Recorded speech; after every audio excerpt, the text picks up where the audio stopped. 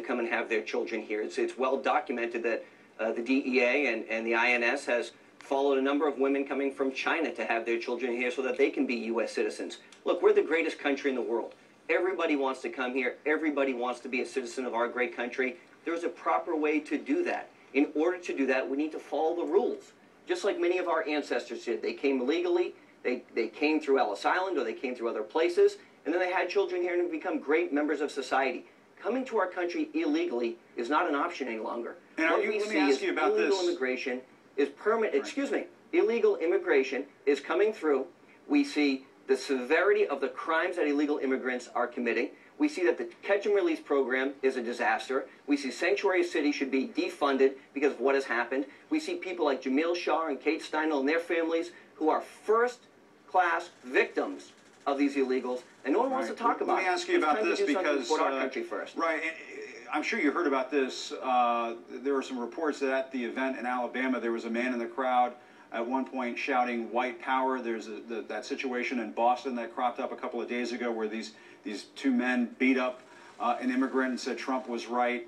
Are you concerned that this rhetoric, this anti-immigration rhetoric, is going to spiral out of control and people are going to get hurt? Well, look, nobody's condoning violence, and Mr. Trump would never condone violence. And, you know, I don't know about the individual you're talking about in Alabama. I know there were 30,000+ people in that stadium.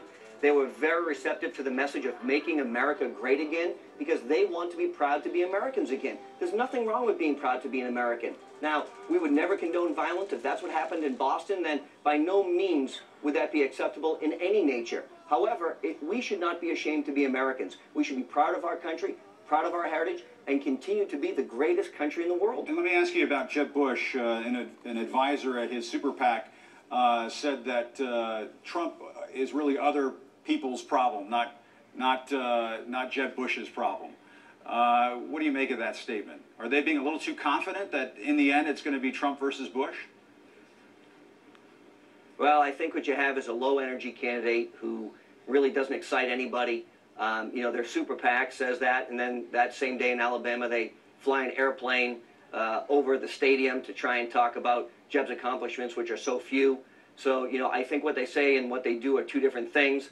I think if his candidacy was resonating, he wouldn't have 125 people in New Hampshire 7 miles away from Mr. Trump that has 2,500 people. So I think the crowds and the enthusiasm speaks for itself. The crowds do speak for themselves. That is very true. Corey Lewandowski, thanks very much for joining us. We appreciate it. Good talking to you. And after the break, new details on just what Joe Biden is up to, the top secret meeting that has tongues wagging all across Washington.